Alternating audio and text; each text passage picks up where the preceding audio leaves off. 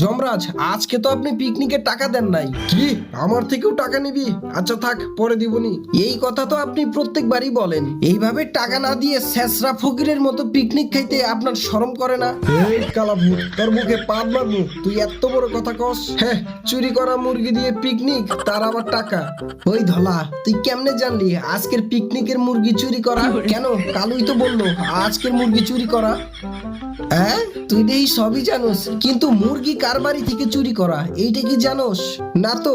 এই মুরগি তোর বাড়ি থেকেই চুরি করা। তারপর যা হয় বন্ধুরা, তার আগে দেখি আজকে শয়তানকে হারিয়ে কে কে মহান আল্লাহকে জিতিয়ে দেয়। আল্লাহকে ভালোবাসলে লাইক কমেন্ট সাবস্ক্রাইব প্লিজ। এই সবাই দাঁড়া, শরীরটা ঠান্ডা হয়ে গেছে, একটু গরম করে নিই।